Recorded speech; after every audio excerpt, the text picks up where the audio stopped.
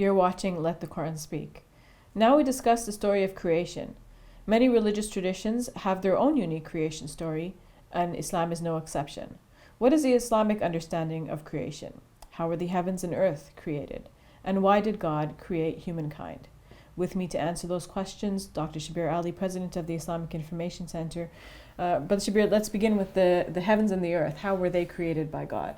The Quran in Surah, the 21st chapter of the Quran, in 30th verse, says, أَوَلَمْ يَرَ الَّذِينَ كَفَرُوا أَنَّ السَّمَاوَاتِ وَالْأَرْضَ كَانَتَا رَتْقًا فَفَتَقْنَاهُمَا. Do the non-believers not see that the heavens and the earth were together as one unit until we split them apart? This seems to refer to what cosmologists today would describe as the Big Bang theory of the origin of the universe, where everything was together as one and then was split apart into the stars, the planets and the galaxies that we have now. So you're suggesting that the creation story then aligns with science? Yes, at least to a certain extent. And this is one theory about the origin of the universe, and theories can change over time, but the Quranic text is enduring for Muslims for all time. And of course, it's a good idea to interpret the Quran in the light of what we do know, even though it's a theory, but that's the theory that we know at the moment. Elsewhere in the Quran, we find in the 41st chapter of the Quran that the heavens were smoke, or to use a modern translation of the term dukhan, it would be a gaseous mass. And from that gaseous mass, God commanded the heavens and the earth to come into existence, and they came. The Quran also mentions the creation of human beings, and here the Quranic account parallels what we find in the Bible, the creation of Adam and Eve. Slightly different from the story in the Bible is that we don't have Adam being created first and then Eve second, but that God created, according to one verse, all human beings from a single soul, and from that soul its mate. But it's not clear who is who. In fact, the term for the soul is grammatically feminine, as though the feminine was created first. But it's not necessarily masculine or feminine, that's just the term, the way it is used in the language. But the detail that God created Adam first and then from Adam created his wife, Eve, this detail is not found in the Quran, though interestingly enough it is mentioned in a hadith. Skipping back to our discussion of the heavens and earth, there's some discussion about how long it took for God to create them. Do you want to discuss that a little bit? Often the Quran says that God created the heavens and the earth and what is between them in 6 days.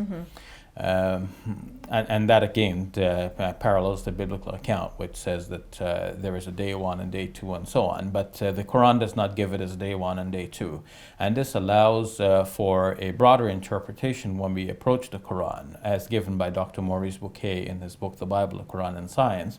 He says that this could be 6 epochs, as opposed to 6 24-hour days, because the word yom in Arabic, as the comparable word yom in Hebrew, could refer to a long period of time, not necessarily a 24-hour day.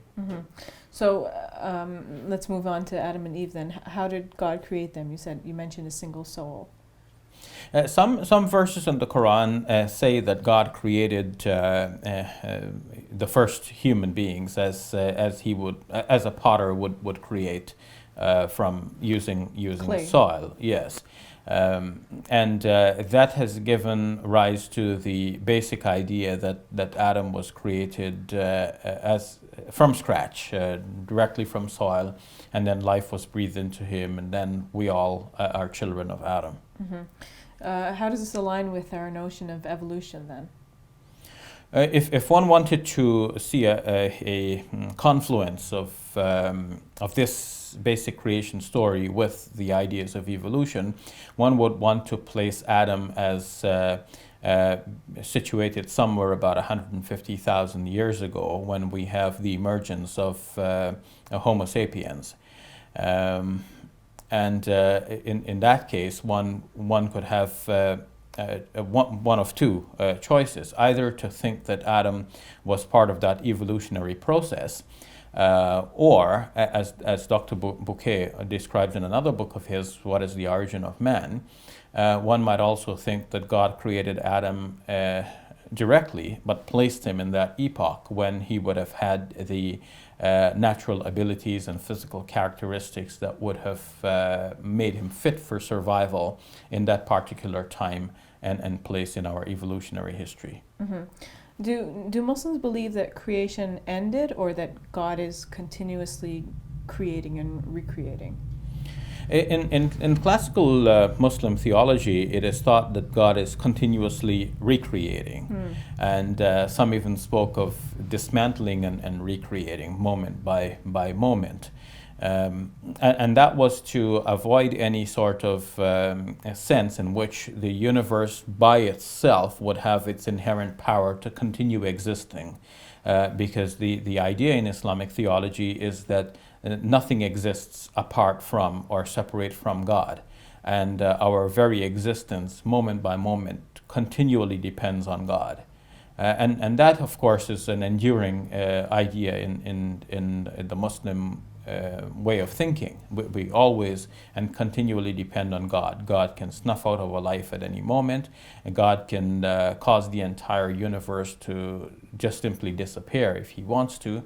And the way in which that would be done is by refusing to recreate it the next moment. So it's not that God needs to destroy anything. He just doesn't bring it back into existence the very next moment. Do we know why God created the heavens and the earth and human beings? The and other Quran creatures as well, I guess. Yes, God could have many purposes for His creation, but some indications are mentioned. Sometimes we do something and somebody asks us why do we do that, and we give one reason, whereas we may have several reasons.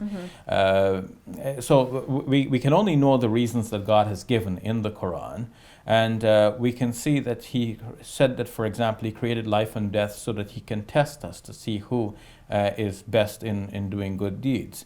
It seems that in essence the universe is created so that it will bring forth human beings such as us, or we can say intelligent creatures who will be capable of contemplating God and responding to God by following God's commands. And then in the end, He would be merciful towards these creatures. So human beings then, by your account, seem to be the pinnacle of God's creation. Yes. And in fact, there is a modern scientific idea referred to as the anthropomorphic principle.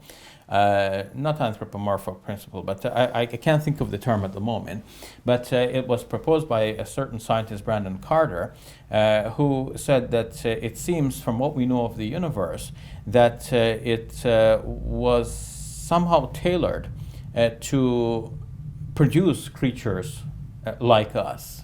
Whereas it could have gone in so many directions in its development, but it developed in such a way to bring forth human beings as we are now, so that we can enjoy the right supply of oxygen and all of the conditions that are suitable for our life. All right, thank you for that, Brother Shabir. You're welcome. We'll take a break. When we return, we will answer questions we receive from you, our viewers.